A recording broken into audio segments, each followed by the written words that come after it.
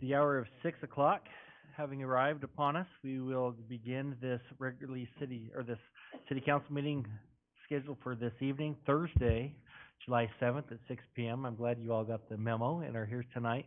So this is our first Thursday evening meeting, and at 6 o'clock, and I do like this 6 o'clock a lot better than sitting around 2 hours waiting for this to roll around. So thankful to have everybody here tonight to join us for the items that will be before us. So we begin this meeting by an invocation offered by Reverend Jim Porter, and I'm pretty sure this one's here tonight. So after Reverend Porter's prayer, then we will have the Pledge of Allegiance to the flag. If you would please stand. Let's pray. Father God, we thank you for this day and time. We thank you for the business that's before us. We thank you for those that lead us so well. We see your hand at work in our community, Father, and your word tells us to pray for the prosperity of the city, and that's what we've been doing, and we're seeing certainly prosperity come. Help us to manage it and steward it wisely. Father, for everything that's done and said tonight, may it be the wise decision. We ask that. We pray this in your name. Amen. Amen.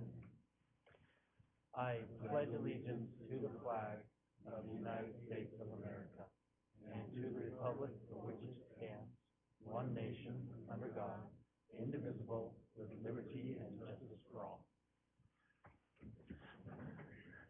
Thank you very much, Reverend Porter. Appreciate that. Always regret when I don't double check to make sure they're here, but when I saw your name, I didn't have any worries at all. So that's perfect. So thank you so much for that. Madam Clerk, if you please do a roll call. Allgood. Here. Williams. Here. Doty. Here. Stodic. Here. Register. Here. McGee. Here. Very good. Thank you so much. We have all city council members present and accounted for. Are there any conflict of interest declarations from any council members regarding an item on the agenda before us this evening? Okay. And we do not have any special presentations tonight. That's a first for a long time. We've had many of those. So that moves us on to audience participation. Is there anyone in the audience that would like to address the council on a matter that is not on the agenda before us this evening? Okay, and so this would be, need to make sure that it's not an agenda item. Is that correct on that? Okay, so if you'd like to come forward, state your name and take a few minutes. My name is Barry Beatty. I live in, well, it's pretty loud. I live in the Black Hawk neighborhood. The last couple of years, I've seen the illegal use of fireworks get more and more severe. The neighbor that lives on the street behind me, it's like a war zone, setting off mortars. I've known personally of 2 houses that have gotten severely damaged. One garage I know was burnt out and they lost complete use of it for almost a year. Another garage is also damaged. They didn't lose complete use of it, but they lost quite a bit of usage of it due to fireworks. Trying to approach your neighbor to talk about, their usage of it is useless and usually starts a fight. Discussion of it on social forums usually amounts to about the same thing. You don't get a lot of support for standing against the illegal usage of illegal fireworks. And I got to tell you, it is a war zone. You try to sleep at night. If it was just the 4th of July, that wouldn't be so bad. You could put up with it for 2 hours, but it goes on for days. I understand that there's a waiver to stop illegal purchase of illegal fireworks. But if you sign this waiver, that you can do that. That needs to cease. I mean, the fireworks are already ruled illegal. When the usage of these fireworks happens, it disturbs not just a few homes, it disturbs the entire neighborhood. People don't care. You comment about it on social media, you get pretty much told, shut up, go away, go back to where you came from, which is a common response, which is disrespect in itself. The disturbance of your own peace of mind in your home is supposed to be your respite, where you go for peace and quiet and comfort. It's not. During those times, it's a war zone. You can't get any sleep. You have to comfort your animals. You have to drug them so they get some sleep. You have to keep your loved ones safe. You have to worry about whether or not those fireworks are going to come down on the top of your home, burn it up, or whether or not there's going to be an accident with those fireworks and it blows up. And how many homes are going to be destroyed because of that illegal usage of it? It needs to be enforced currently, and I have called police to have this enforced. And I'm not distracting or putting down the police force at all. They have a lot of things to do. But I'm saying when you call in and complain about this stuff, you pretty much get told nothing's gonna get done. We'll send an officer. In fact, just the other night, I called because somebody was setting off mortars, and I was told, well, we'll send a car out, and then 20 minutes later, after 10 o'clock, and no car shows up, and I get a call stating that, we're not gonna send a car out, we have more important things to do, essentially, not in those exact words. And I have a lot of appreciation for the police force, so I'm not disrespecting them at all. But I would like to have those laws enforced. I would like to have fines for people that use this illegal fireworks. The usage of what they're doing and how they're doing it, to me, is inescapable, irresponsible. You're setting off a mortar that has the blow-up power of an aerial bomb. And when it does go off in the air, which is a couple of 100 feet above you, those sparkling flames are coming down on your home. Most of them burn out. Some of them do not.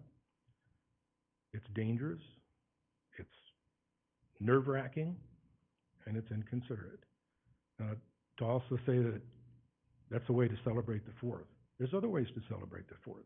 You go to a professional fireworks display where they have $1 million insurance policy to protect against damages, where they have safety rules, where they have water in case of a fire or damage or an accident.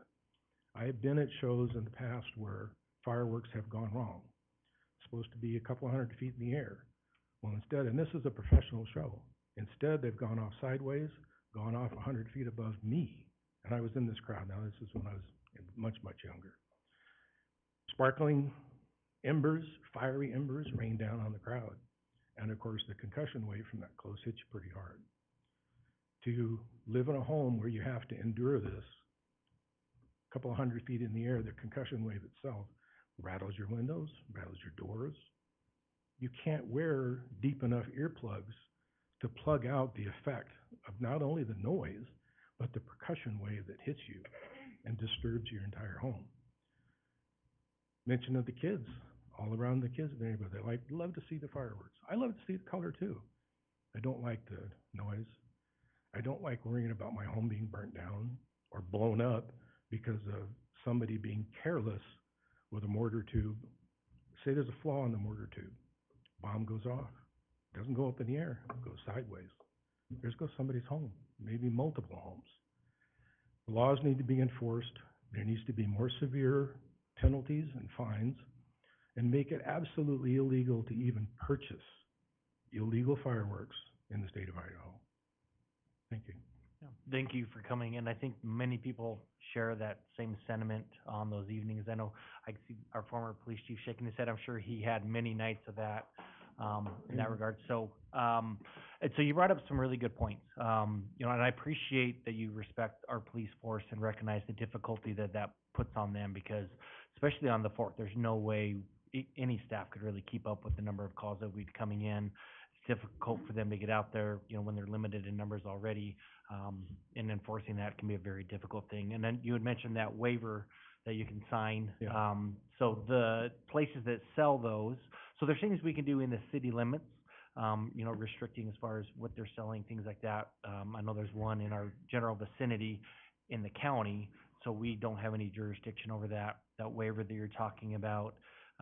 And correct me if I'm wrong, Mark. So I do not believe we can enact an ordinance to restrict that. It's a state law, state code. So we'd have to talk with our state legislators about that to see, and that's kind of what, at least the discussions I've had, is it's very difficult to stop the individuals. You've got to stop the source Right. of where they're purchasing these, and that would be a discussion with our state legislature, and to, you know, rescind whatever code that is that allows the sell of those by signing that waiver. And I do understand that, and I do intend on moving it up. But Yeah. here's the start. Yeah, no, and I think that's a great thing, and it's always good to discuss it and bring it up so people know of the concern. I imagine there may be one of the two of the others that are here, I think maybe there's a here few. for the exact same reason, actually. So we appreciate you coming, and it truly does not fall on deaf ears. I think a lot of us share that same concern. It's just, you know, what's the best way to tackle that to really, and again, I think it's the source that we've got to get to on that, in that regard, so. Understood, and to be heard, at least to have your voice appreciated is, definitely nice. It is, and we appreciate you coming down, making the trip, so thank you so much. Yes, Ms. Denver, please come forward. Do I need to say my name for any reason? Tammy Denver, there we go, you got it on the record. Tammy Okay, Denver. so now we know who it is, so. So in the past 6 years, when we have lived in our current home, which is on a quiet little street, a half block long, dead end, we have been asked by neighbors to refrain from two things: feeding squirrels on the fence, because the squirrels were dropping their peanut shells on the neighbor's lawn and she didn't like it, and to not turn on our swimming pool floodlights, because even though it was downlighting, it was bothersome to the people that live behind us. And we have abided by those requests in an effort to be good neighbors and good human beings. We believe that patriotism is a deep and abiding respect and a commitment to service in one's community, in one's neighborhood, and in the country. From June 24th until I don't know when, because it hasn't stopped, our neighborhood has sounded like a war zone. It happens mostly at night, but intermittently during the day and in the morning hours, there will be a mortar that goes off. And it just shatters the peace of the entire neighborhood. Those who light illegal fireworks never aim them above their own property. They rarely do it even in their own backyard. They do it in the street. They light them on vacant lots that don't belong to them, such as the lot where R&B Market sits, or used to sit, and church parking lots. We have had expensive property damage as a result, and we have been out of pocket hundreds of dollars due to others' irresponsibility. When you use neighborhood online sites to ask others to be considerate, you get called a commie, a Karen, a buzzkill, unpatriotic, and a litany of names that are unsuitable for this meeting. You get told to go back where you came from, and you all know where I came from. We have 3 pets who are terrorized by the mayhem. We have had flaming debris land on our roof, shot into our window, and char our patio. We have a beautiful backyard, but we are not free to use it on the 4th of July because shrapnel rains down out of the sky. We are not free to leave our home untended, to travel, to go attend celebratory events in town, or watch professional aerial displays. We are not free to fall asleep at a reasonable hour. Freedom was never lawlessness. I think that the city can do some things where fines are levied for the use of illegal fireworks, and if I know that enforcing fireworks laws, sorry, I'm really nervous, is not the favorite thing of any firefighter or any police officer. I know it isn't. But if they started on the 24th, when it first begins, and people are easy to find because it's this guy and that guy, it's not every guy. If there was a $1,000 fine, it would only take 6 or 7 before it stopped. And I just think that there can be more done. Lastly, 3 weeks ago, there was a shooting that occurred at the Caldwell Housing Authority. A group of young men fired guns into an occupied apartment and an unoccupied vehicle. And no one called the police because they thought it was fireworks. So I just want you to know that it's not okay what's happening, and it's getting worse and worse and worse. So, thank you. Yeah, thank you so much.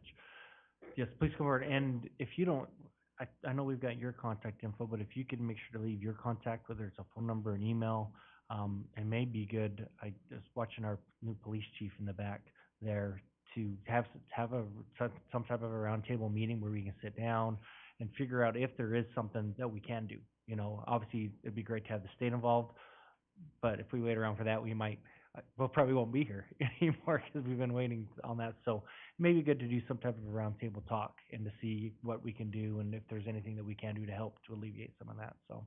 Mayor, I just had a Yeah. question real quick. On the state code, I believe it says that you can't use the illegal fireworks that leave the ground, is that correct? I believe so, yes, correct.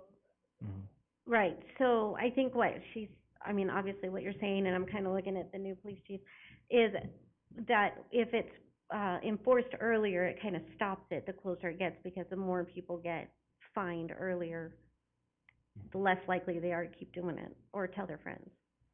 Is that Yeah. something, and he's nodding his head, so I think that would be a conversation to have with, definitely with him, where maybe they could enforce it a little bit earlier and then spread the word a little bit more.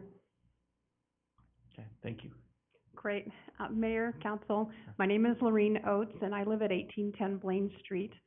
All of you are most likely familiar with the corner of 18th and Blaine, pretty common intersection. I'd like to thank the Caldwell PD for 10:30 on the 4th of July, sending 8 cars and one fire engine and 1 ambulance to that corner, because we had a neighbor who, since June 24th, has been shooting off mortars, house-shaking mortars. But on the 4th of July, he had also found a combination of things he probably put in his body. Which way he did it, I don't know, but he was pretty lit up, whatever that means. And got into an altercation, and because he was aiming mortars across Blaine Street, sparks were landing on homes. And, you know, there's dry stuff around there, and nobody wants to lose their home. And so there was an altercation, and there were, people were hit. The police did a great job. Thank you, Caldwell PD.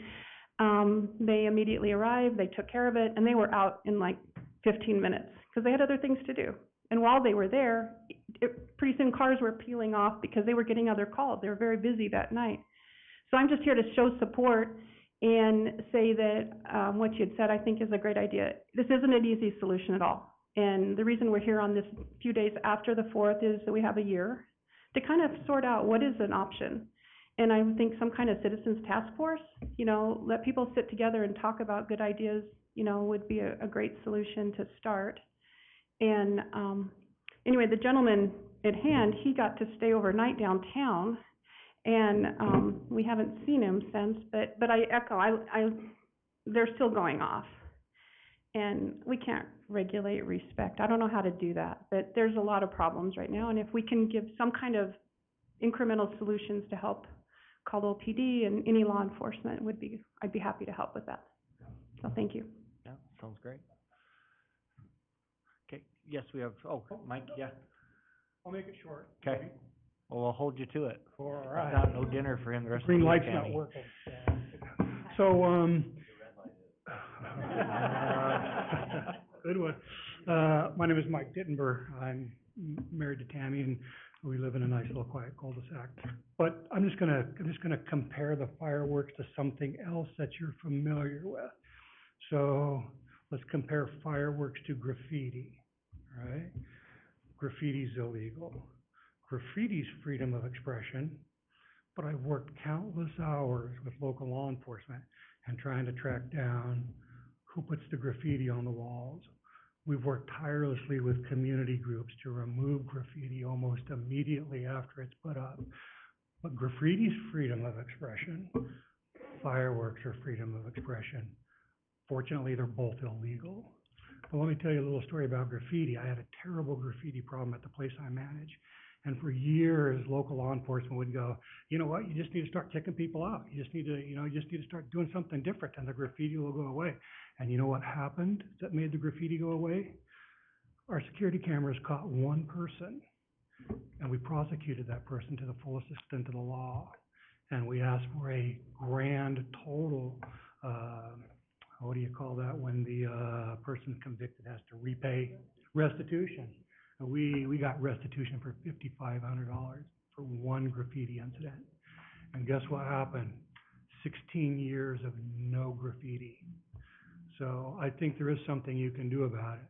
I think you can put together a task force of police officers and say, listen, what we're gonna do tonight is we're gonna write 2 or 3 tickets. We're gonna levy $1,000 fine, and tell you what, give 3 or 4 people a ticket for $1,000 for setting off illegal fireworks, it'll travel like wildfire across the community, and you'll be able to do something about it. There is something you can do about it. Thank you, Mike. Yes, good one other? Stan Seward, Newberry subdivision in this fine town, and also the Caldwell Airport. So, a few months ago, I spoke to this group and a number of others did, and we talked a little bit about, things at the airport that could be improved. And, along those lines, our group, Caldwell Airport Association, put together a survey of about 30 questions, and it took about 15 minutes for people to do. We got about 130 participants in the survey, and we had a professional database manager go through and match up FAA pilot certificate numbers and hangars and that kind of thing. We really wanted to capture actual users, and so we went ahead and did that. And we narrowed it down to about 90. So Councilman Stodic has seen the results of the survey, the Airport Commission has seen the results of the survey, and I also wanted to offer it to the City Council, if you'd be so kind as to look at the survey and the results of the survey. There is, of course, the master plan was updated, and I think the city spent about $500,000 on that update. And one of the conversations I had with the consultants was, did you survey the airport users? And they didn't. They used data from similar airports to build their model. Now, I know Brent has seen this, and I think you had a few problems with it, but I didn't hear from you, so I kind of moved ahead. So, yeah. So if folks are willing, it's just about 5 pages, and there's under 30 questions. So I'd like to offer that to the council if I might. And the second, I guess, reason for being here is one of the topics on the survey is that we talk about is this relationship between users and management. And I stood up here and said there's a lack of trust, and that was kind of an opinion when I was just standing here talking. But I think you'll see that in the survey, and there's something going on right now that I wanted to bring up and say this is not going in the right direction, and that is on the 20th we had a city council meeting, and it showed up on, I just noticed this yesterday looking through the agenda packet. It's page 19 on today's agenda packet, but into the what is the non-controversial consent calendar, thank you, Chuck. In the consent calendar, it approved a Mr. Neely for the Airport Commission. And I chatted with Mr. Neely. He's a fine guy, a skilled electrician, contractor. But like, when I think of a consent calendar, I think of something that's not controversial. And I'm just saying you probably couldn't find a more controversial person to put on the Airport Commission, given that there's some, it appears he's running a house building business, and he's also doing probably a $4 million project on the airport for new hangars. So I did want to mention that. He's a fine guy, but to me, part of the problem is that the first time that I hear about that is digging through 200 and some pages of city council agenda packet. You know, why didn't I hear about this at a commission meeting? Or, why wasn't there some discussion about new, commission members at a commission meeting? Instead of, having to dig around in 200 and some pages. And I know, and I can kind of speak to that too. So I met with, Mr. Neary, talked to him after his application came forward, and we had a really good discussion, in regards to that. So I'm the one that, obviously those names get submitted and then come to me and then review, and then I'll sit Yeah. down and meet the person. So after meeting with him, felt he was a good fit for the airport commission, brings some good ideas, different opinions and things like that. So that name was brought forward on the consent calendar, which is kind of typical on that. And I know that recently there were some emails, and Counselor Stoddard was involved in some of those. I can't remember if there's any other counselors, but regards to, kind of the ongoings of the airport, and we've kind of put a hold button on that for right now before any more names are gonna come forward, so we can kind of, everybody take a step back, take some deep breaths, and then gather ourselves together in the future, kind of discuss, what's the best way moving forward as we put new commissioners on there, things of that nature. So there's 7 commissioners on the board currently. I know there's, one code says 7, one says 8. And so before an 8th one gets submitted, I know there's a couple names out there floating right now, but kind of taking a step back so that everybody can collect themselves and then come forward to have those discussions, see, what's the best direction to go in that regards.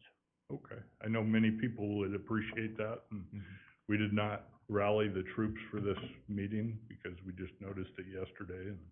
But may I pass these out? So if you don't mind, maybe leave those with Brent, and then could you have it in email format? Because I know I would prefer one electronically if you have it. Okay. It would be easier on that. So maybe just leave those with Brent, and we'll make sure that the counselors are able to get that. And then if you don't mind, if you have it on an email that you could do that way, that may be easier for some council members to just do it through that, if you can do it electronically. Yes, you So, bet. and our emails are pretty easy to find, so. I think I have them. Yep, you probably do. So yeah, if you don't, just want to leave those with Brent, and then we'll get them dispersed. So, Thank you. okay, thank you so much. I want to say ditto on the fireworks. I put several ridges between me and Caldwell with one of my dogs, because it's just. Yeah. So, okay, thank you so much. I think that was all for the audience. Oh, one more, okay.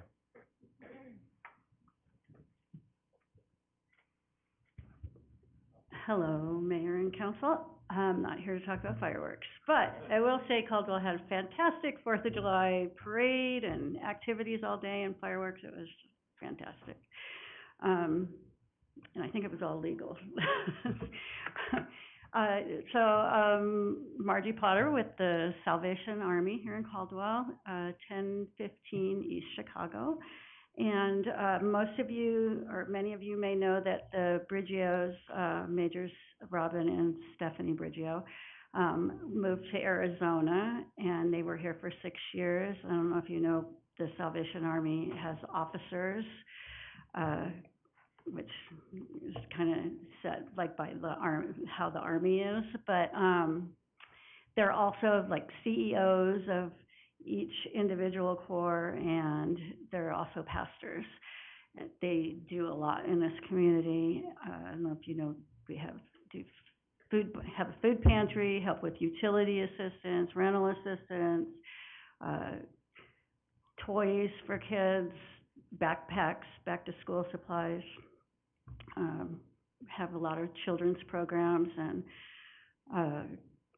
I wanted to introduce our new lieutenant that's taking the Briggio's place, who is Lieutenant Amy Lewis, and she's here from Hawaii. And I just wanted you to know, invite all of you as well out. I know Mayor's been out to see what we do, but invite all of you over to see what we're doing, see what's happening, kind of ground level, boots on the ground people, and maybe come up with some solutions to some of the things that are happening here in our community, because, people are in need more because the price of everything. And so, anyways, Lieutenant Amy Lewis, I'll let you say a few words.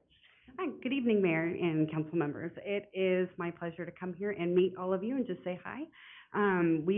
My son, who's 24, came with me, and we've been here a week Monday was a week. So, we're already really super excited to be here. We love the environment here. We had a great time 4th of July, coming down to the parade and to all the events that happened. We're really excited to work with you and, anybody else in the community who wants to help us do what we do.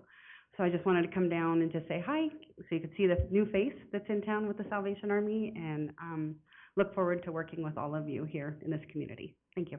Yeah, thank you so much, appreciate that. So yeah, the Salvation Army does amazing things. If you haven't had the chance to go down there and see what they do and how they help the community, a great resource. And it's very nice to meet you. So I know the Virgios will be missed, but we're excited for the future for the Salvation Army. So, okay, and I believe that concludes audience participation for the evening. So that moves us on, yes. If I may, I Yeah. just would like to ask legal, can a city ordinance regarding the fireworks supersede state law?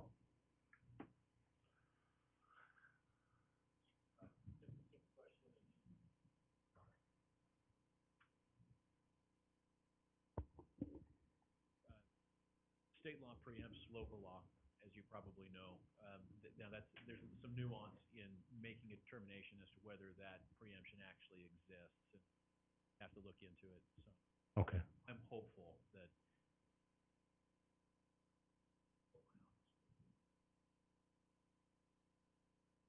find a way forward.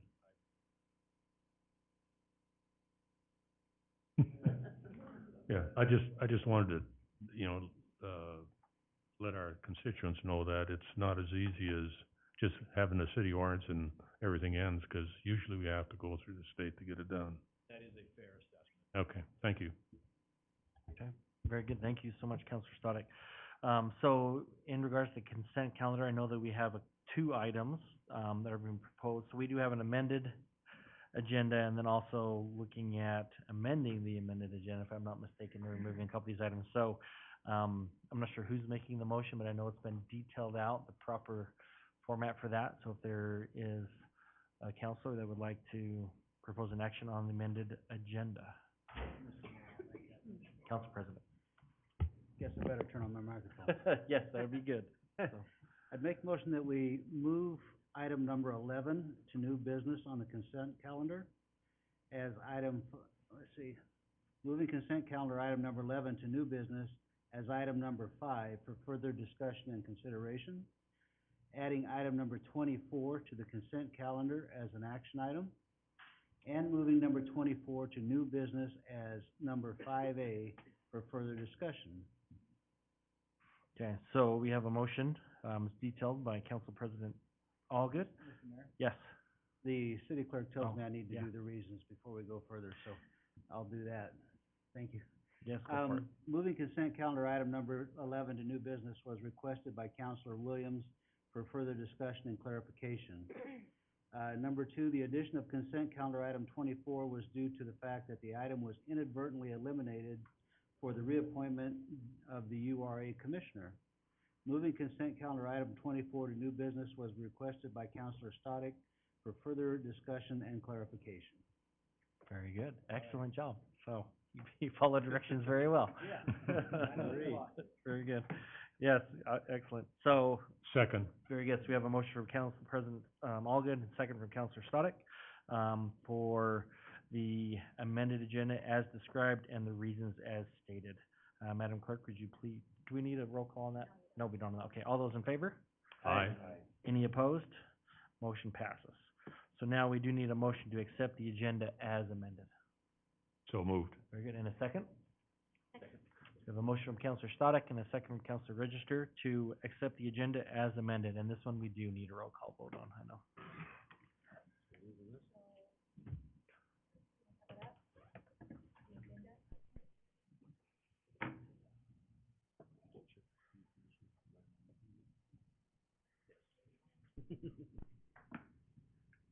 Okay, very good. So there it is. So if you want to lock in your votes on the, this is approval for the amended agenda.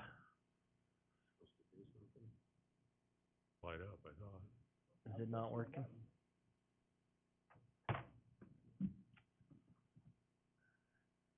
Okay, Madam Clerk, do you mind calling the roll? Dottie? Yes. Allgood? Yes. McGee? Yes. Jody? Yes. Williams? Yes. Register? Yes. Very good. Motion passes, so the agenda is amended.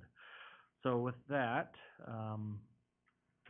okay, actually, no, that was for approval of the amended agenda. I apologize. So that does do that. So that moves us on to old business, action item number 1. Public hearing concerning bill number 10, ordinance number 3404, proposing amendments to chapter 12, article 1, section 120105, Caldwell City Code pertaining to fees for building permits, amending chapter 12, article 1, section 120121, Caldwell City Code pertaining to amendments to the International Building Code, International Residential Code, and International Energy Conservation Code. I believe that this was continued so that Mr. Clark could be here for this. Is that correct? Apparently. And I'm not sure if you or Brent, are you doing? Okay, so Brent will do the presentation for that.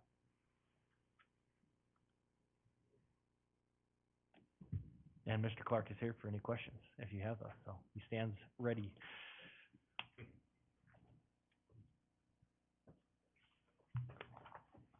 Mr. Mayor, members of, sorry, that took me by surprise, I apologize. Members of council, thank you for the opportunity to speak to this.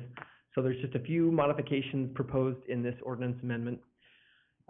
First of all, one of the things that's happened with the cost of building materials and the cost of building construction, which we've, as a city entity, have experienced significant rises in the cost of construction, the building code requires that building permits be based upon the valuation of construction. And so we've asked to add a section here to allow us to question when a building valuation. We've had a few folks come and tell us, oh, no, we're still building for $50 a square foot. You know, well, that just isn't happening. You know, in fact, we just got an estimate on some space we need to build at the wastewater treatment plant that we expected. This is shop space. It used to be $50 a square foot. Well, it's now $400 a square foot, right? So this is just to strengthen the code to allow the building official to say, hey, no, we need this to be a real estimate. The language isn't underlined. The modification to be removed is in strike through there on the screen for you. So that's number 1 modification here. And then this is just the same modification.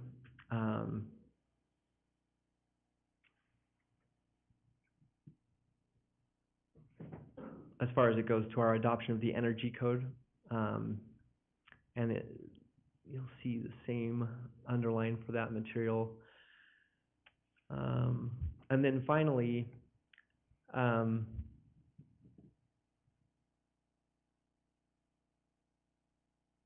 okay, so service sinks. A service sink is like a utility sink in our homes, you might consider it. And this just gives us some ability to not require this for small restaurants and things. Otherwise, the building code basically for drinking fountains, for service sinks, for mop sinks, it just says like the minimum is 1, and sometimes that doesn't make sense. So this gives us the capability to not allow or not require that for a very small, with an occupant load less than 30, not require that.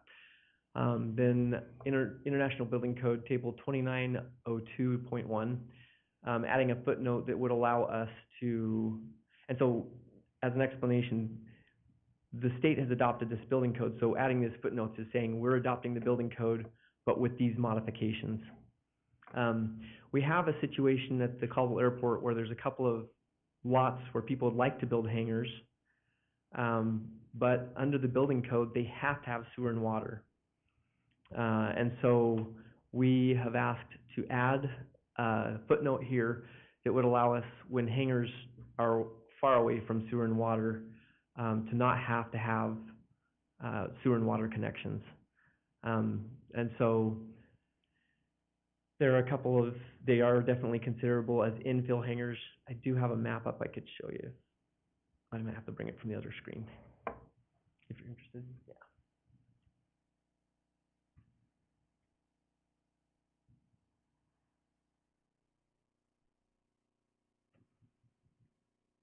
It just did not seem reasonable to ask, say, a little bit of space here, and hangar space is a good commodity right now. It's hard to come by, and there's a lot of demand. So having these lots unable to be built on is challenging. So you can see that water is clear down here and sewer is further away still, and so it'd be very difficult to bring those utilities in. The other hangars were built before that was required. And so, this amendment to the code would allow, those folks to go ahead and build. It does require that they stub, so that if in the long term, we were able to do a project to bring sewer and water along the frontage, that they would have the capability and would be agreeing to connect to it. So that's that footnote. And it applies to water closets, lavatories, bathtubs, drinking fountains, or service sinks. And then finally, adding this section, and this is one that we've had a lot of concern from our builder community. Essentially, this is unconditioned space, not having the opportunity to put a heater in unconditioned space. It's most especially desirable to folks who put in an RV garage, and they want to be able to condition the garage, put a heater in the garage, even though it's unconditioned space. The code doesn't allow that, and so this would allow us to make that change. And with that, I'd like to ask Brett to come and clean up any mess I just made. Want to come clean up his mess, Brett? I actually did pretty good. So I would just add, my name is Brett Clark, I'm building official, so I would just add that this is the intent of the hangars is basically just for these infill hangars, and that's it, where there's no services whatsoever. So as far as all the new hangars that are being built, everything would carry on the same. All the building code requirements would kick in, but we just don't see where it's practical to require them to bring all this utilities in. I don't know how far it is, but for these older infills. So other than that, I think Brent nailed it. So Very good. Excellent. Any questions from the council for either Brent or Brett? Confusing me with these names. Yes, Councilman McGee. I do, probably for Mr. Orton. And Brent, I'm looking at the code. Let's see if I get this out of my way here. So if you look at that first change, about valuation being underestimated, I think I understand why we're heading in this direction. And I think you gave a pretty good example of people coming up with ridiculous ideas as to what the square footage price is actually going to be. The only concern that I have, I guess the concern that I have in this is, are we putting our staff in an awkward place where they're having to make some judgments, I guess, on what is undervalued and what isn't? So, for example, I think what you're doing is looking for the ridiculous cases, and I get that, and we should look for those. But if I read this, it says, the valuation is underestimated on an application. I mean, what if it's $5 a square foot undervalued or $2 a square foot? He's still, technically, our staff has the ability then to deny their permit. Give me some comfort that that's not the way this is going to work. Thank you, Mr. Mayor. Councilor McGee, yeah, great question, very important, and absolutely an important part of your stewardship as a council. So I'll just give you an example of what we've done in the past when we had folks who were providing us a valuation that just seemed far-fetched. We did have a builder who provided the building department with a valuation that was like, whoa, that's just, no way, man. There's no way you could afford the materials and construct this home for that cost.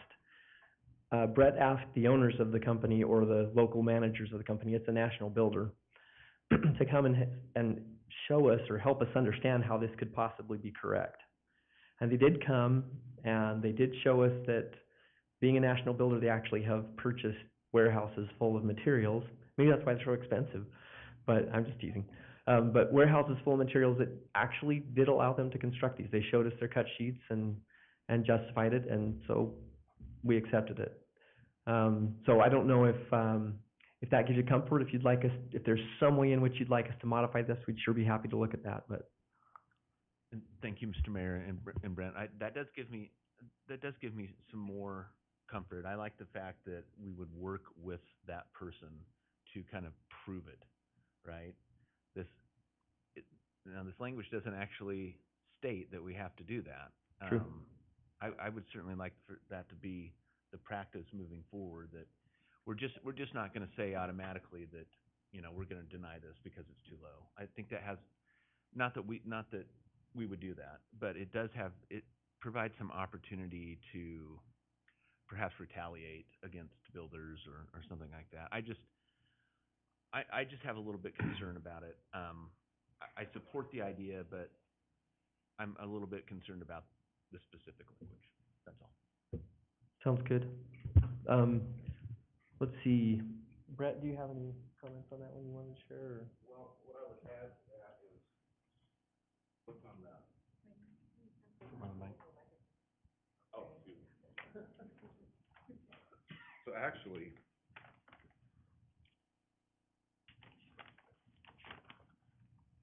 all we're doing here is IBC, so the second one, IBC 109.3, it's been in the code forever. So all we did was we just created the same language in the IRC. International, so IBC International Building Code, so non-residential buildings and IRC International Residential Code, residential building code. Yeah, so that's the only thing we did, just so we had the same language in both our codes. I guess, Mr. Mayor, I guess that if you go down to the 1, 2, 3, my guys are getting bad, fifth line, I guess I like that language, unless the applicant can show detailed estimates to meet the approval of the building official, which sounds like what you did in that case that Brent was talking about. Yes. Okay. And just to add to what Brent was talking about on this particular builder, they were submitting 2,000, 2,500 square foot homes, that were coming in at 75 a foot. So we questioned it because there was no way. So when they sat down with us, they actually agreed they were inaccurate. So when we met with them, by Zoom meeting, they showed us all the documentation that they were actually building them for $95 a square foot. So we were right to question it, and it worked really well. They showed us all the documentation of every house model they have, every cost, contractor cost, so it worked out really well. All right, thank you. Thanks, gentlemen. Thanks, Mayor. Perfect, thank you so much. Any other questions? Mr. Mayor? Yes, Councilor Strada. I just want to tell Mr. McGee, on the commission, we have some contractors that are really up to date on what actual costs are, whether it's steel, wood, or anything. And I think that can help us out too, as far as feedback, if we have any questions. But I think the system that's developed now is gonna work quite well compared to what we had on the books. So we have some fail-safe stuff there that we can depend on too. So, thank you. Excellent. Yes, any other questions for Brent? Okay. Thank you very much. Any other comments or discussion? There's nobody signed up for this item.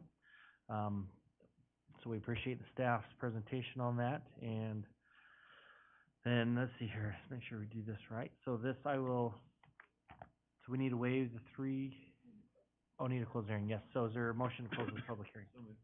Second. Or close the public testimony of this hearing? Thank you so much. We have a motion to close the public testimony portion of this hearing, and a second. All those in favor say aye. Aye. Any opposed? Motion passes. Okay, so we do we need to waive the three reading? Okay, so we do need, a motion to to waive the three reading process and consider ordinance number 3404, bill number 10, on its first reading by title only, and I will read that title. An ordinance enacted by the Caldwell City Council amending Chapter 12, Article 1, Section 120105, Caldwell City Code, pertaining to fees for building permits, amending Chapter 12, Article 1, Section 120121, Caldwell City Code, pertaining to amendments to the International Building Code, International Residential Code, and International Energy Conservation Code, providing for an effective date, providing for severability, and repealing all ordinances, resolutions, orders, and parts thereof in conflict herewith. Mr. Mayor, Councilor Stoddick. I move we waive the three reading process and consider bill number 10, ordinance number 3404 04 on its first reading by title only. Thank you so much. Is there a second? Second. So we have a motion from Counselor Stodic and a second from Counselor Allgood to consider ordinance number 3404, bill number 10 by title only on its first reading. Madam Clerk? Dottie? Yes. Alden? Yes. Williams? Yes. McGee? Yes. Register? Yes. Jody? Yes. Very good. So that passes. I apologize. I didn't realize we had it back up and going, so. No, that was my bad. So we'll get it next time. Okay, very good. So we do, that has been approved to waive the third reading process and consider ordinance number 3404, bill number 10 on its first reading. Do we have a sponsor of this ordinance and bill? Oh, and approve the summary for publication. Mr. Mayor, Just Counselor Stodic. I move to sponsor bill number 10, ordinance number 3404, move for its passage by title only, and approve the summary for publication. Yeah, is there a second? Second. We have a motion from Counselor Stodic and a second from Counselor McGee. And we do have it up and running, it looks like. So if you want to grab your clickers and vote at this time. Very good. And then we close the voting. Okay, that motion passes. And I'd just like to note, sorry, Counselor I saw Jody, that. but your name is the same size, so. You're back with the rest of us, so, very good, excellent. Okay, so that approves ordinance number 3404, bill number 10, and we don't need a motion to close that. Correct, okay, very good. That moves us on to old business action item number 2, to consider bill number 10. Oh, that's what we just did, okay, so that gets us through both of those, excellent. I'm like, that number sounds familiar. So that moves us on to new business, action item number 1. Consider recommendation for Mayor Wagner for the appointment of the Caldwell Planning and Zoning Director with an effective date of July 25th, 2022 through January 2024. So I know I had the opportunity, privilege to speak to each of you, and I know email some of you in regards to the process that we went through on this. So I'll just kind of touch on that. So we had some very highly qualified candidates, our 2 finalists, both exceptional planners in their field. So myself, Rob McDonald, and Council President Allgood interviewed both of them. And after that interview and thorough questioning and discussion, came to the conclusion of presenting the name of Steve Foltz as the new Planning and Zoning Director for the City of Caldwell. Steve obviously is, or sorry, Stephen Foltz. So before, he was Steve, and Stephen Jenkins had to change his name to Stephen so we didn't get confused. So I told him, now that you've left, you're bottom on the totem pole, so you're either Steph or Stephen. He can choose one of the two. So, but Mr. Foltz comes highly qualified. Obviously worked at the city for a number of years, economic development director. Currently works as the Canyon County Planning and Zoning Director. He has a master's degree in planning. Worked, several years as a planner in the Midwest and in Florida, and then got into economic development when he came to Caldwell. So he has the ability to hit the ground running. He knows the processes at Caldwell. He knows the development community also, which is great. So he already has those relationships established. And he's a get her done kind of a guy, and more of a, no, we can't do that, but let's look and see if it can work kind of an attitude, which is great for that department. So we're super excited for that in that regard. So and he wished that he could be here tonight, kind of, sort of. He'd rather be where he's at. I'm sure he's in Alaska with his wonderful wife up there enjoying the beautiful scenery. I spoke to him yesterday, just having the time of his life. So, and he's excited to have the job of his life is what he said. So excited for that. So if there's any discussion, may do so, or a motion to approve Mr. Stephen Foltz as the Planning and Zoning Director for the City of Caldwell. So moved. Very good. Do we have a second? Second. Excellent. So we have a motion from Councilor Stodic and a second from Councilor Williams to approve the appointment of Stephen Foltz as the Caldwell Planning and Zoning Director effective July 25th through January of this year through January of 2024. Is there any discussion on that motion? Mr. Mayor, I would like to encourage all the council members and you also to give Steve some input on maybe some changes that we'd like to make for the future because of our growth. I know I've worked on several of them. I'm going to submit those to you, Mr. Mayor, and Steve and the rest of the council members. But we talked to Mr. Mapp last time, about, finishing some of the amenities before they start on phase 2 of some of these developments, because sometimes after phase 1 is done, the developer might go south on us or something else happens and the amenities never get done. So, it's just situations like that I think we need to think about, and if anybody has some ideas, I would encourage everybody to submit them. Thank you. Yeah, no, thank you, that's great input. And Counselor, McGee? I had one too. Just a quick process question, Mr. Mayor, maybe I'm just not reading this correctly. It says through January 2024. So is that if that's an appointed official, is it not 2023, or am I misreading that? So they do not, and our attorney can chime in, so they, in reviewing the code, it doesn't say it has to be a yearly appointment, it just says in January, on that, so similar to, Chief Ingram in the back, who was appointed through January of 2026, if I'm remembering correctly. We have that ability where we're already halfway through the year, felt that there's no reason for him to come back in 6 months, so do a date of January 2024 to allow him that year and a half to get in, kind of get things going before he's That makes sense, thank you. Yep. And I just wanted to chime in, I thank you for allowing me to be on that interview panel. And both candidates interviewed were exceptional. I mean, they both were highly skilled individuals. Stephen Foltz just brings a lot of things that are pretty unique to him, and I think by far he was the guy that we need, so, thank you. Very good, yeah, thank you so much for those comments, appreciate that. Very good, so you have it up before you unless there's any other discussion? Okay, very good, if you want to lock in your vote.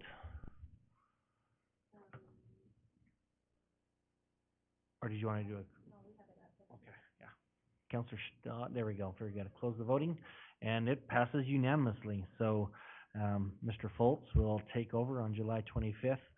Just for everybody's understanding, so, Mr. Mapp's last day will be July 29th, so we'll have a little bit of overlap there, which would be good, to kind of bring him up to speed on everything. And then also, just like to announce at this time, July 21st, so you're aware, 3 p.m. to 4:30 p.m., we will be having a reception here in this room for Mr. Mapp.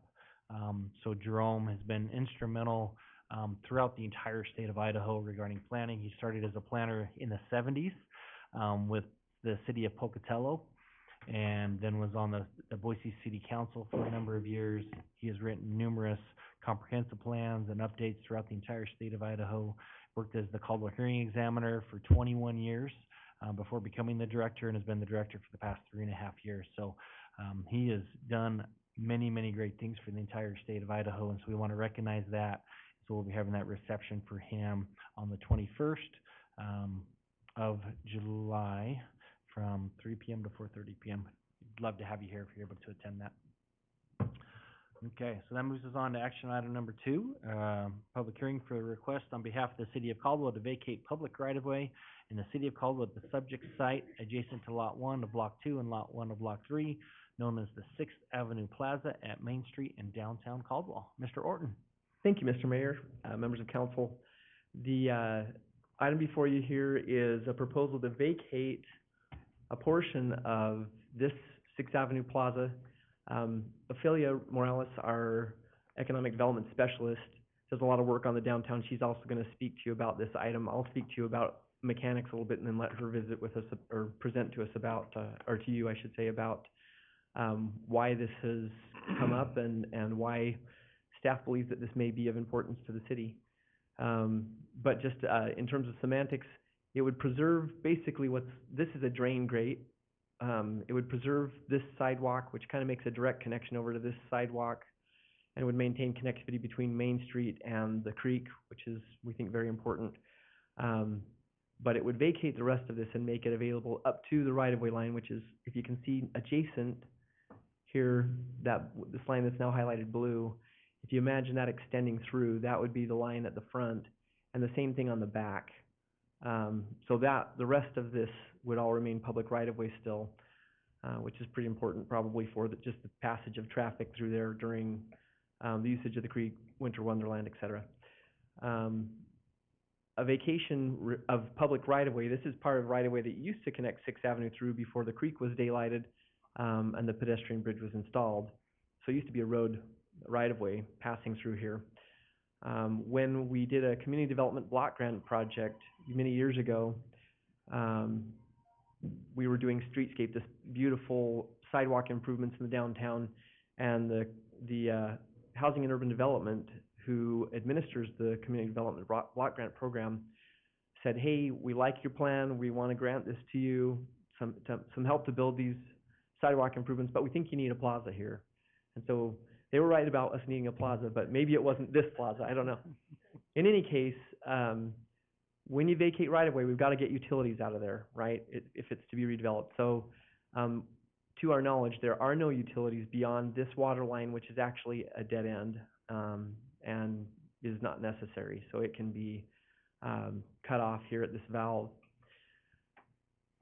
Beyond that, though, we do have to hear back from the utilities. That's required, and the ordinance before you tonight vacates this on the condition of all those statutory requirements being fulfilled to hear back from the utilities, because sometimes it takes quite a while. And so several of the utilities I expect have already responded because this was sent out to them a few weeks ago. It may take some time to get all of them though. And so that is the moment in time where, if you choose to approve this ordinance, where it would become effective, is once all those come back, and that then satisfies all of the requirements in state statute, and we're then official. So with that, if you don't mind, Mr. Mayor, I'd like to defer now to Ophelia Morales to just talk to the council about why this is important. Yeah, definitely. Ophelia, please come forward.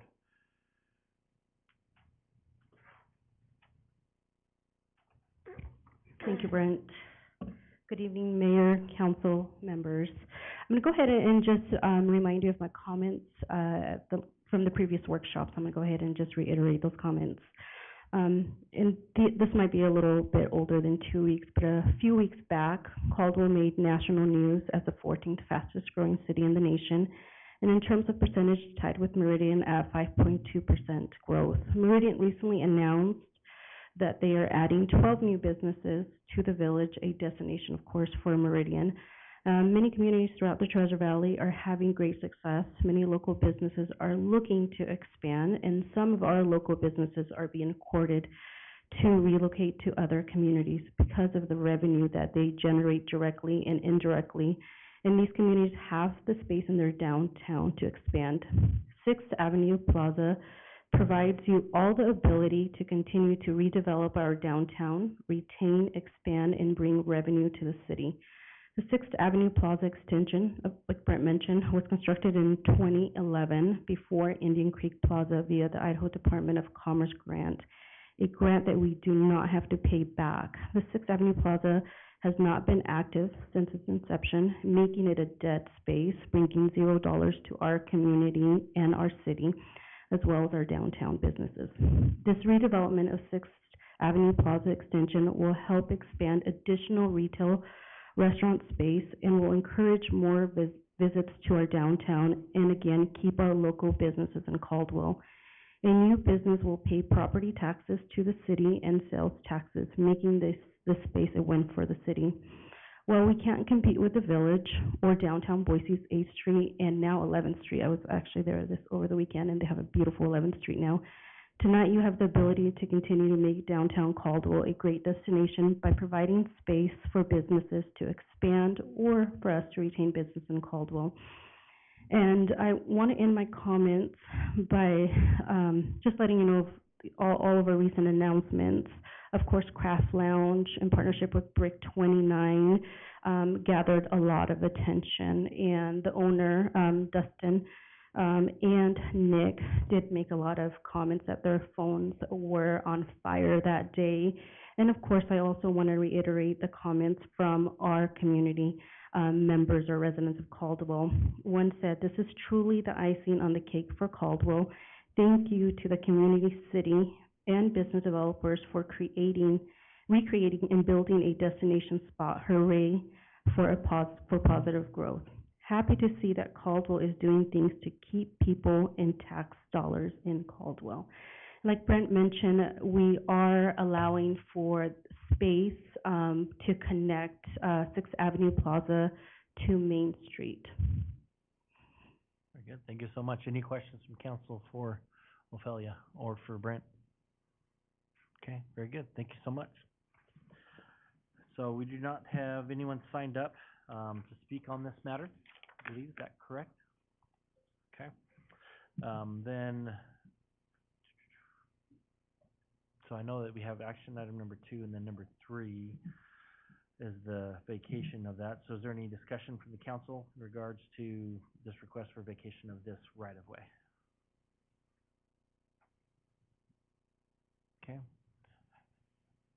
And then we'll close, new business item, which is there a motion to close this public hearing? So moved. Very good, so we have a motion from Counselor Stock, a second from Counselor McGee.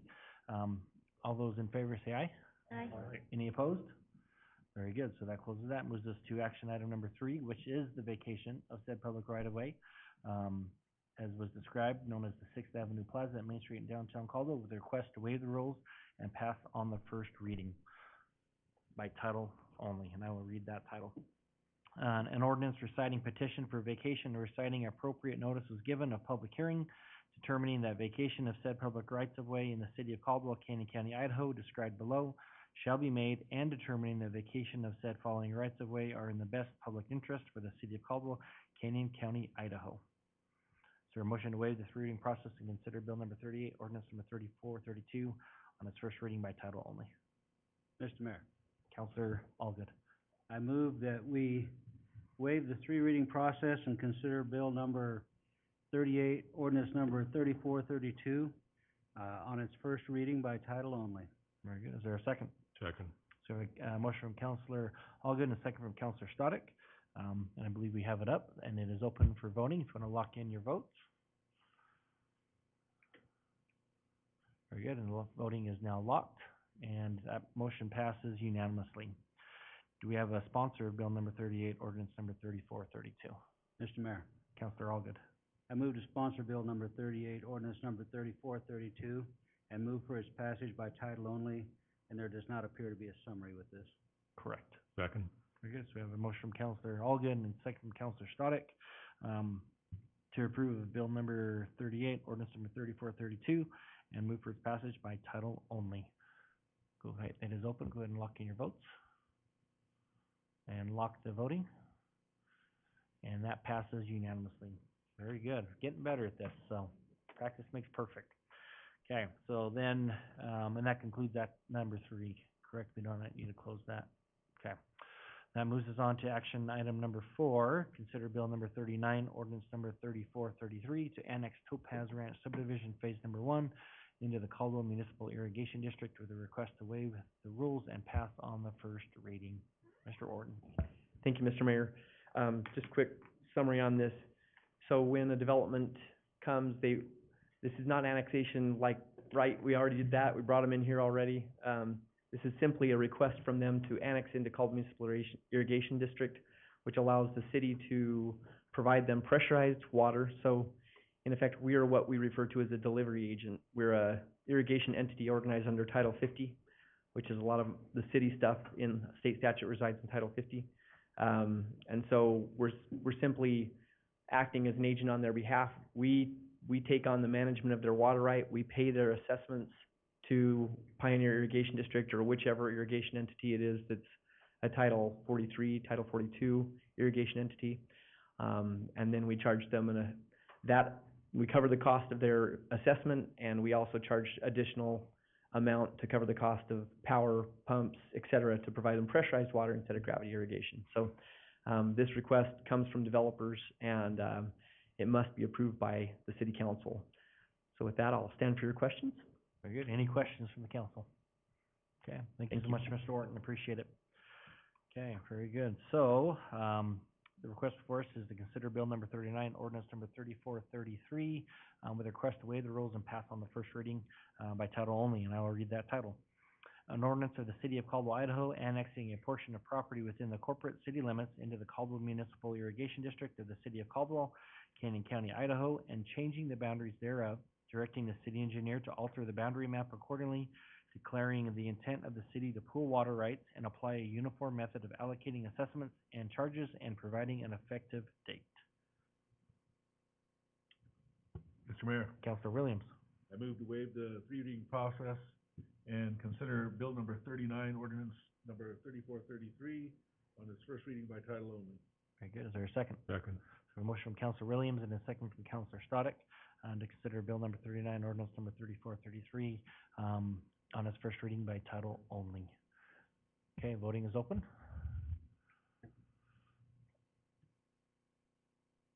and it is closed, and that motion passes.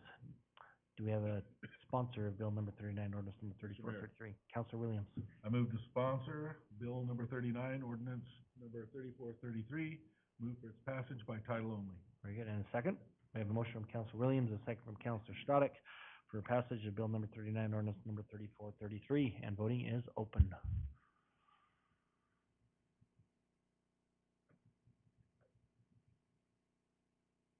Very good, and all have voted, and voting is closed, and that motion passes. Very good, and that ends action item number 4.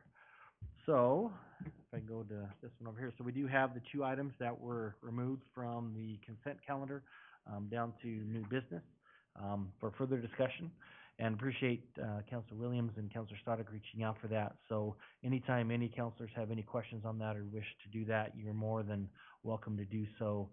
Just reach out as you did to myself, to Madam Geyer, and we can make those amendments so that we can get discussion on that, in that regard. So first one will be, it was consent agenda item number 11, that is now new business item number 5.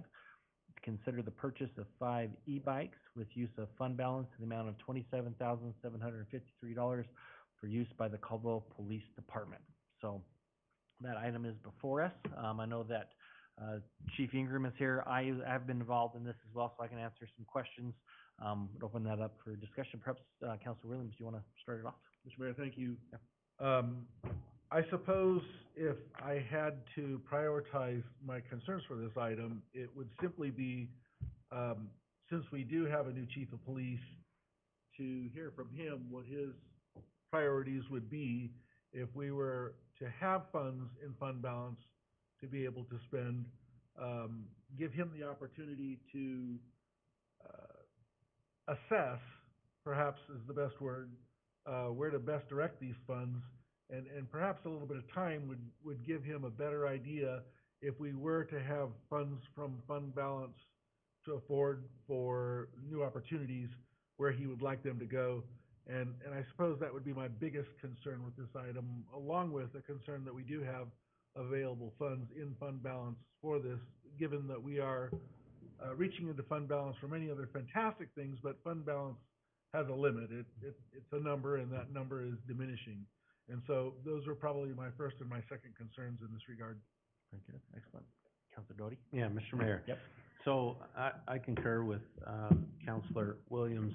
In addition to that, we're still trying to decide when and if we can give some sort of, I think we called it a rebate, right, at the last meeting. And so we don't even know where that number's at yet to give back to our citizens. So I don't think I'll speak for myself.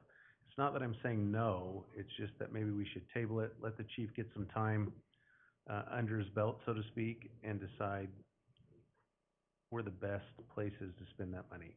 And that may very well be bikes, but it may not as well. So I think that we need to give him a little bit more time to figure out where he thinks the money should be best spent. Good, excellent. And then maybe, and Chief can come and chime in too, and I had some discussion with him. I'm just gonna throw this out there for further discussion and see, obviously, it's the council's decision on that. So we had talked about that. So this kind of came up, I ran into the bike patrol. It was like on one of those 100-degree days, and they were just out huffing it and just sweating. And so, one of the officers, it's like, some e-bikes would be nice. And so we looked into that and see, could we do something like that, and found a great company. And so some bids were made on that regards. And so, but your concerns are legitimate on that. And so some of the discussion I had with Chief Ingram, and he's obviously here and can weigh in and shoot me down in any way that he wants. But yeah, as long as it's not with his gun, with his mouth. So and the thought was, is it to just, push it off till spring? I know one of the concerns was, well, would these even be here in time for them to use them this summer? So spoke with the company, and they said they actually, if it was approved, they could have them built by mid of next week and have them shipped out. So they'd get here the week after that. So they would have them for about a month and a half before that. I know that the chief did speak with the College of Idaho, and they indicated that those could be really good during football season for the tailgating to get back and forth. So the thought was either push it off and wait till next year, or do we try to do maybe 2 bikes, which would be just around $8,000, and have those ordered. They still would get here in a couple of weeks and give a chance for the patrol to try them out, see what they think. If they like them, then we could go with a bigger fleet next year, or just wait off completely, or just kind of do a trial run with a couple of them, was kind of some different thoughts. Would be limited cost, possibly to try them out, and go from there, or just put it off till next year. So, yeah, Councilor McGee. Mr. Mayor, I think you're onto something.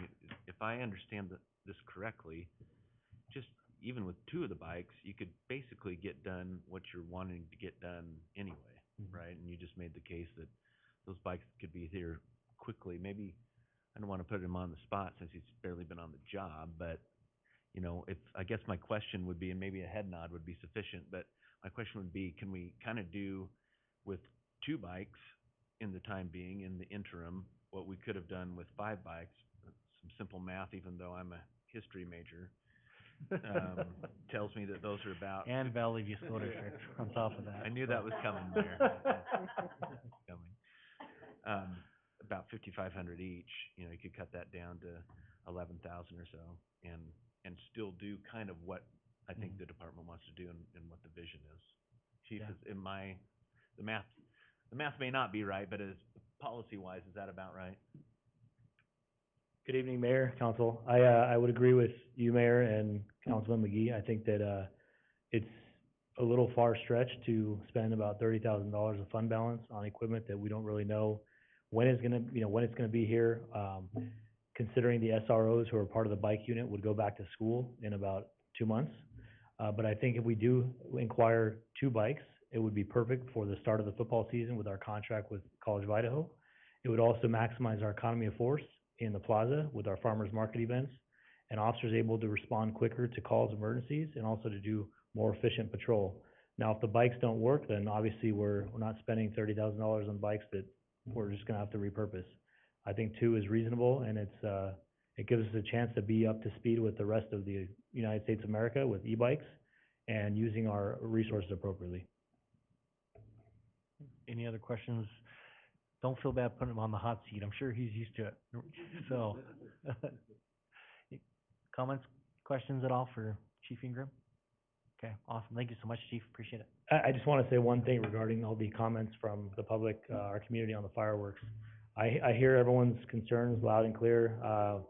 You know, moving forward, I will organize some sort of strategic plan to reduce fireworks prior to July 4th. You know, there's no way to express our patriotism than doing what is our tradition in this country. However, our job as a police agency is to make sure that everyone's freedoms are protected, and the freedom to sleep in peace and keep your house protected is obviously one of our concerns, and to keep people safe. So what I will implement for next year moving forward is using our undercover resources and using people on bicycles, officers in different avenues to target folks that are in possession of illegal fireworks prior to the 4th of July holiday, which is what agencies do across this country to mitigate the risk later on the 4th of July, and then also for New Year's Eve as well. Perfect, excellent. Thank you so much, Chief. Appreciate it. Okay, and obviously up to council on that, so the discussion will be open, but if you did want to move forward, I think we could do this to amend this to be, for the purchase of 2 bikes, and you could say in the amount not to exceed $11,000 or $12,000, whatever we thought was appropriate, so, on that. So discussion, motions from council.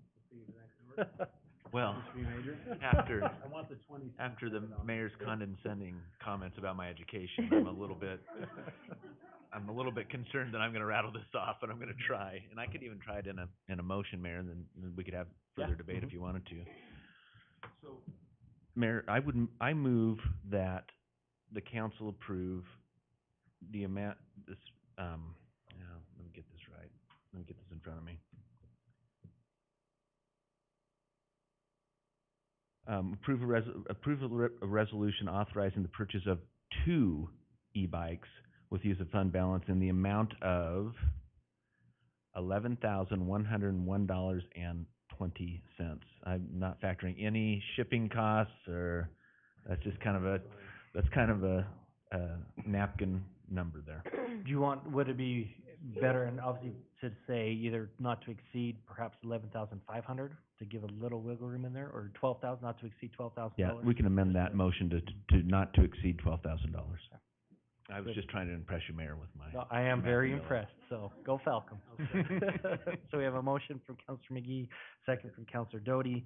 Again, this would be amending the item to be, two e-bikes with use of fund balance in the amount not to exceed $12,000. Is there any discussion on that motion? Okay, and it is open for voting.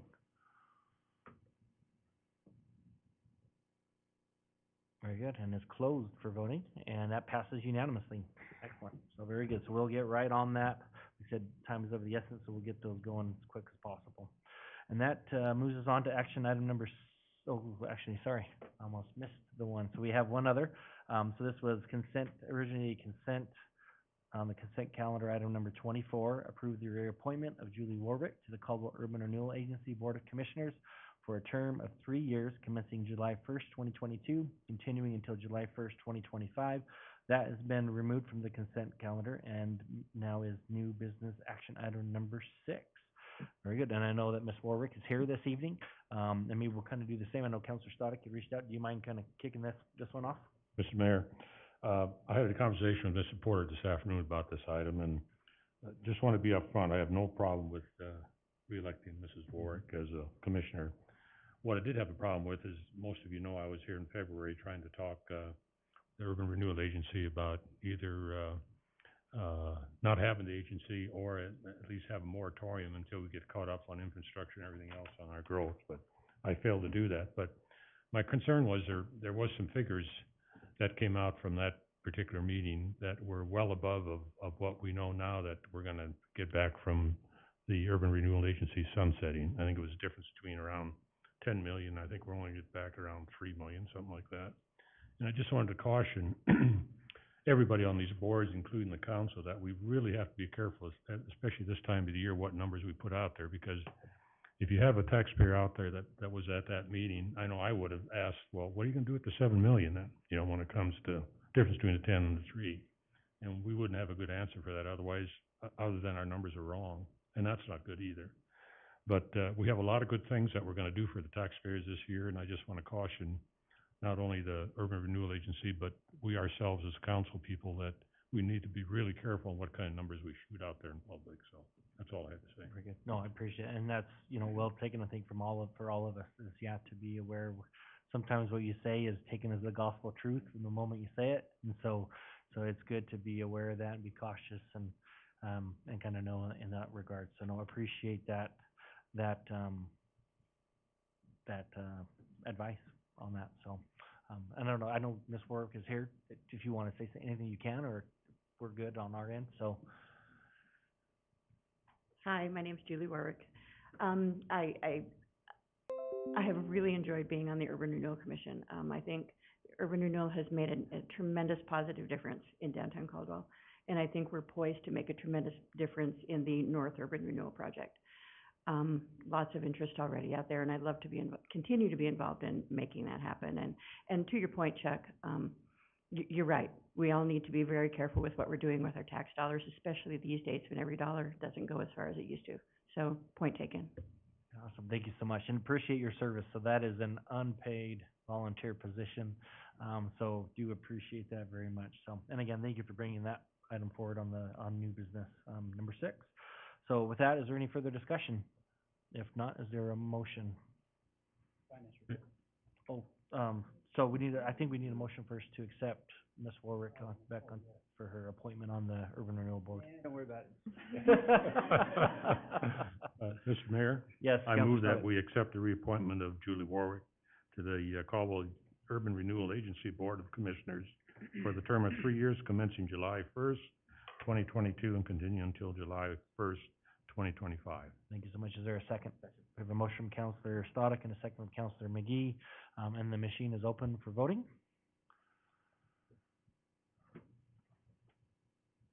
And all have voted, and the voting is closed, and that passes unanimously. So thank you again for that. Appreciate it. So now that does move us on to action item number 6. Does that mean that you want to do it since you're so excited to get to it?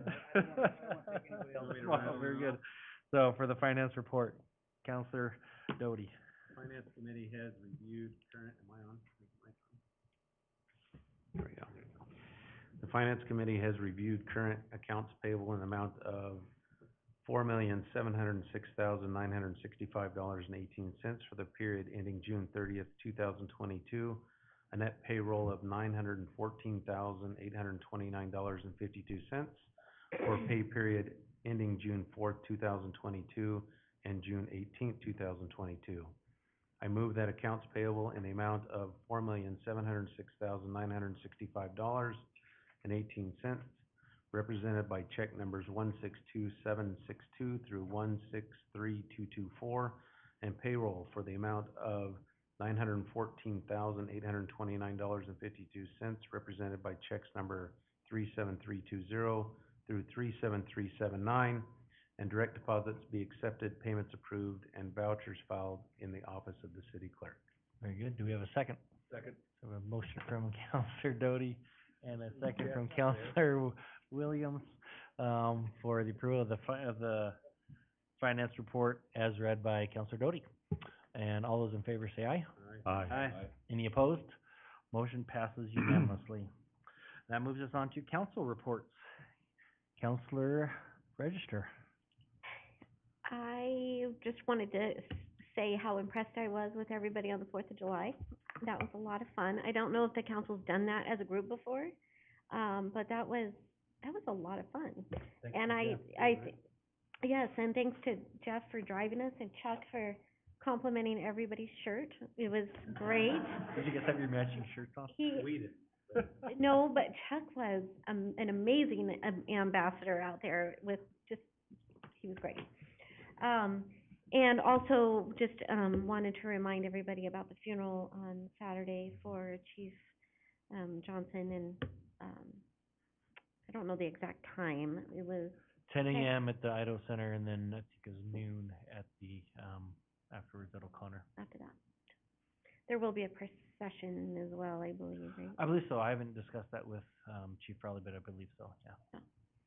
One thing that I really appreciated when Chad died was the amount of people that were just kind of on the road. If they couldn't be there, that they had come out and just to pay their respects as the procession went by. So that might be something that we kind of put out to the community too, when you have it nailed down, whatever the procession route is gonna be, and that they can do that. Yeah, That's for sure. a pretty big deal to the family. Yeah. Okay, very good. Thank you so much. Counselor Stoddard. Mr. Mayor, first of all, I want to thank, Counselor Register for the kind words. That was very nice of you to say that. Thank Chuck you. definitely knew if you lived in the county or the city, I noticed, very quickly. Anyway, the Airport Commission does not have a meeting in July, so we don't have one this month. They always take July off. The Caldwell Veterans Memorial Hall, we've changed our meeting now to coincide or to make sure that I don't miss the meeting with the counselors. So we're gonna do our third Tuesday of every month now instead of Thursday, so I can be there. I gave them the option of just somebody filling me in with what went on, and they didn't accept that, so I guess we're gonna have a meeting anyhow. So that's all I have. Very good. Excellent. Counselor Doty. Yes, Mr. Mayor, I'd just like to say that 510 Arthur, just a reminder to the public that it is open city parking. We're working And on a hopefully sign. we're working on a We sign are. so that We are. people will actually park there. I think Counselor Allgood was the only person that parked there at an event we had recently, and so we need to make sure the public's aware of that 510 Arthur is available, so. Free That's all of I have. charge. Free of charge, right now. Yeah, for the time being. So, Counselor Williams. I just, Mr. Mayor, I would love to thank staff again, always so helpful when I need something, and I know they put in a lot of hours for just things I have no clue about, but, staff, I just can't say enough, about it and how much I appreciate them. Very good. Thank you so much. Counselor Allgood. Well, I want to echo Counselor Register's comments about Counselor Williams. That was a lot of fun. He provided a vehicle for us to ride in, and although he didn't provide any cushions for us to sit on, which was. My back still hurts. We're bringing pillows next time. Yeah, yeah. But he provided a beautiful car, and it was a lot of fun. The second thing is, and Mr. Hilty, when he does his research, I'm sure he'll remember this, because I think he was our prosecutor at the time too. Years ago on the fireworks situation, the fireworks people appear to have a very strong lobby, And the fireworks code is written in generality, making it very difficult to prosecute. We actually ran a sting operation of fireworks stands. This has been many years ago, so lots of changes, but we actually ran a sting operation and found tons of violations. End of the day, none were prosecuted. So like I said, the fireworks lobby is very strong, but I certainly, on top of everything else the public talked about with the noise and the danger, they leave trash in the middle of the street all over the place. And I really do support the idea of finding some kind of task force to reach a solution to this problem, because I just agree with everything said. Yeah, and I think it just gets worse every year. Yeah. So, builds on here, yeah. I'd like just to add to that, also in that roundtable, which I'm sure the chief's probably already thought about, but there's other codes that may apply, such as littering or, as you know, a lit object in the street, or disturbing the peace, or other avenues. So maybe we don't necessarily address the fireworks, but what the result of the fireworks are. So, Right. Very good. I have a question. Can an ordinance be created for the illegal fireworks that's a city ordinance as opposed to trying to enforce the state one? I think that would be for Mr. Hilty there. Well, if it, okay. Mayor, Councilor Register, that gets back to, what about challenge, but it's certainly something we can take on and find out the extent to which we can about this through, I mean, certainly there's an enforcement and prosecution issue, but there may also be some for us to help that process by creating, a city ordinance. Okay. Like a ticket, like we don't, we have, or, Might be. yeah, I mean, like we have parking tickets, right, that aren't necessarily enforcing safety. That'd make it. I don't know how it works either, but. Oh. Good. Which- Okay, Counselor, oh, sorry. Well, and I was just gonna point out, with so many people having like Ring cameras and stuff like that now, I don't know if that's something that neighbors can use to, like if somebody can't, you know, if an officer can't get there at that moment, if that's something that they can use as evidence or. Pull out their phone too. Everybody's got a camera on them these days. Right, So, right. Counselor McGee. Well, I only had one thing to say, but now I have a couple. And I usually don't talk, so I'm not feeling bad at all. Google, Councilman Register, Google Simply Safe Camera Fireworks, and you'll enjoy that. Two, I know, to your point, Councilman Allgood, the fireworks lobby in the state of Idaho is incredible. I know when I served, the state fire chiefs brought a bill to eliminate that waiver. And you all know what we're talking about, when you sign your name, you sign somebody else's name, and you get the fireworks, and you say you're not gonna. And they came in and totally lobbied the legislature not to make the change. I don't know if they did the same while you were over there, Mayor, or not. And so, we'll leave it up to, Councilman Allgood here. If he were to get elected, that could be bill number 1 that he can carry. And then, finally, today is Maxwell Thomas McGee's birthday. He is 12 years old. He is the 4th generation of Thomas McGee's in Caldwell.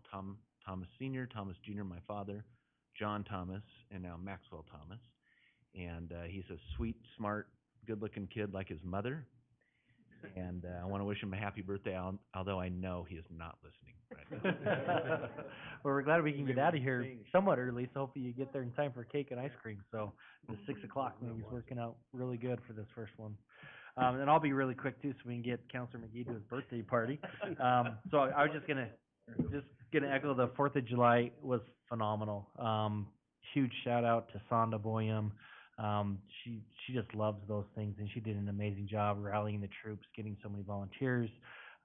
You know, estimates were double the number of people in the park than we usually have, and it was just awesome. The run was terrific. Chief Ingram ran with me. We only walked for a short time, so I could drink some water. Other than that, we actually did good. So we did a 32:50, as my son pointed out. 5K, which actually I was pretty pleased with. So it was very enjoyable, and I enjoyed spending some time with Chief Ingram as well as we ran. So just a great time. And the best part, you know, that Sonda really turned this into a fundraiser. for the veterans. We reached out to the Caldwell Veterans Council. End of the day, looks like we're gonna net about $50,000 donation to the Caldwell Veterans Council, which is phenomenal. So we are gonna make a big deal out of that. Once we get the numbers all figured out, we'll do a big check presentation, invite all the council down, make sure the press is there so they can see just the incredible work that Sonda, City Council, and the city did to support our veterans. Because, I mean, that's a huge, $50,000. That's a huge number for them to do some cool stuff with. So excited for that. Fireworks has been talked about. Yeah, we will definitely work on that and get some type of a task force, something together, kind of see what we can do on that. And then last thing too, there was an email kind of going through, I know that I was on, Counselor Stoddard was on a little bit, about the airport name change that was discussed a few months ago. Kind of has fizzled away. They want to just see if they're still interested in that. So I just was gonna, weigh the council. I think there is interest to revisit that from the majority of the council. If not, then we can put it to bed, but I thought that there was. Obviously, we can't make any decisions, but we can get kind of a temperature of discussing that. And if that's the case, it may be good. It sounds like the commission's not meeting this month, but it might be good to get a recommendation from the airport commission, before we hear it and discuss it. And so it sounds like they're meeting in August. So perhaps they could take that up as an agenda item, discuss it, get their opinion, and then come to us probably either end of August or first part of September on that. That allows ample time to notice that and kind of get some feedback for it and some discussion. So does that sound all right for the council? Just to reiterate what you're saying, Mayor, I've been in marketing for a long time, and I've been in situations where you are gonna name something, right? And I can just tell you the worst decisions were always made on the fly and in a group, right? Those are always the worst decisions about naming things. And so I would encourage, I like your idea of having them come forward with some sort of proposal as to what that looks like, because it's not something that we want to mess up on the fly during a vote and Mark Hilty's over scratching out, this is what the name is, and we're taking this word out. That's a horrible process to try to solve the situation, in my opinion. Yeah, and it's important, I think, to get the input of the people. Ultimately, though, I mean, it's whether they do agree or disagree with what the council says. That's again why you are in this position, is to make those decisions. You know, so it's not going to be okay. We have 150 votes for this and 130 votes for that. It really comes down to the council on that, and so that's why you get paid the big bucks, to sit up here and make those decisions. So, but no, so if you could do that, Councilor Stoddard, that'd be fantastic. And then I think we plan for sometime in September, just to allow ample time for feedback and get the word out on that. So we'll look forward to that. And that's all I have. So we'll wrap this up so we can get some cake and ice cream. So is there a motion to close or and a second? Second. Very good. Motion and second. All those in favor? Aye. Any opposed? That's the Motion passes. We stand adjourned. matter with you.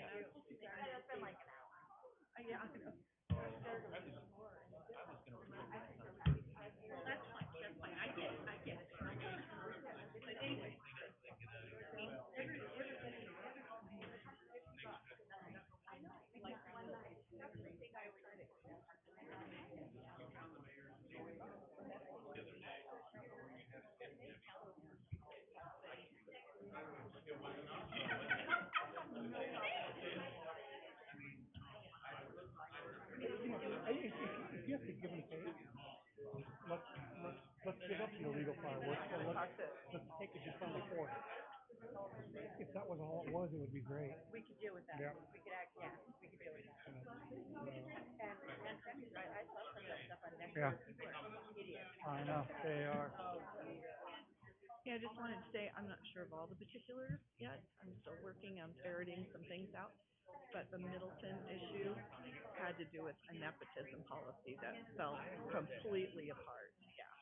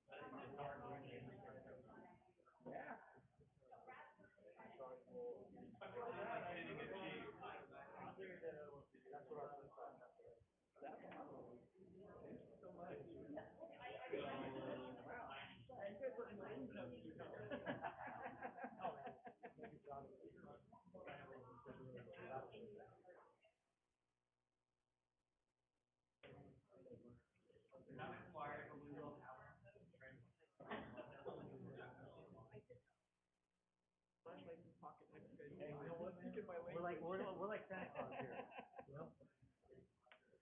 Perfect. Is that okay? Yeah.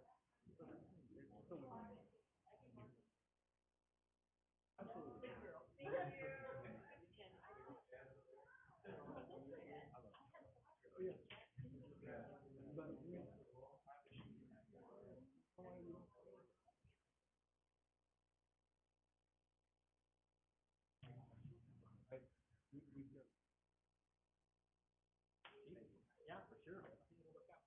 I'm gonna go. Might say, hey, it's like, right.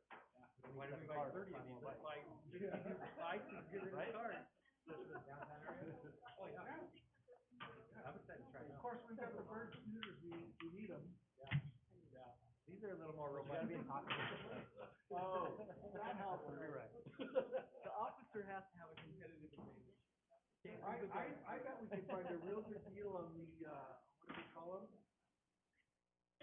The one with the Segway? So the Segways, I bet we could find real good deals on all the Segways. Those are sweet. Yeah, They're not we so could buy, fast. we could buy more of those. I don't know how fast these bikes go. People who are actually don't do well. Is that right? My neighbor does. You can ride literally double the amount. I was talking to Paul, Stevens, right? Yeah. He was going up that hill, and he was going over and Canyon Hill, it's changing him off. So, summer, he was just dying to kind of go out. He'll have to fight over, he gets. I'll make the go email the guy right now, say, he's getting sick. Oh,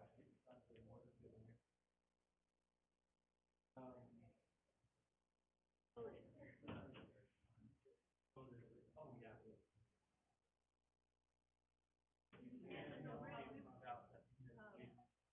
Last time we just put the assembly in here, along with the, this,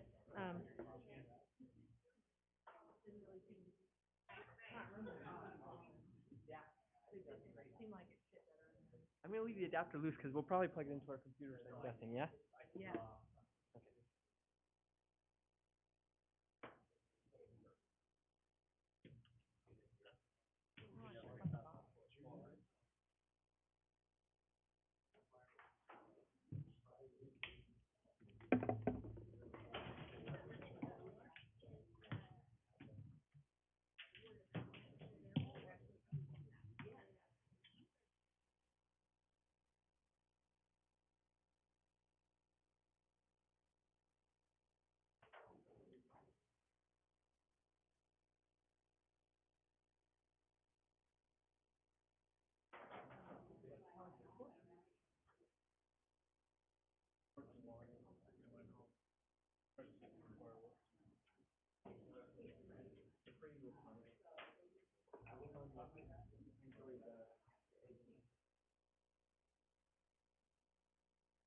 Volunteer stuff. Hey,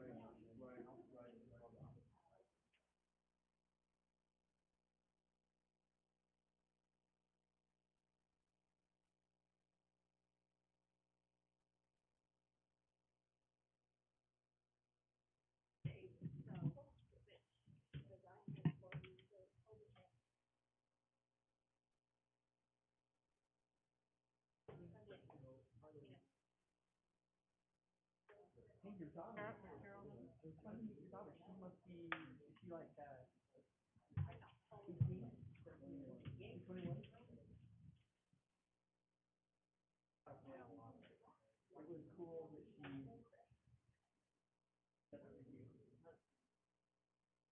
the traffic control again on the Fourth of July. Oh, yeah? And see where they are.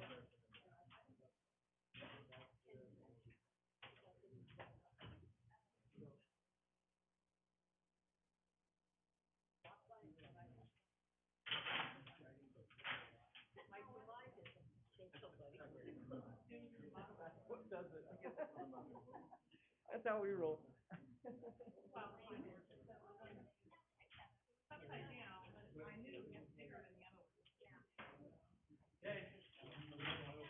Yeah.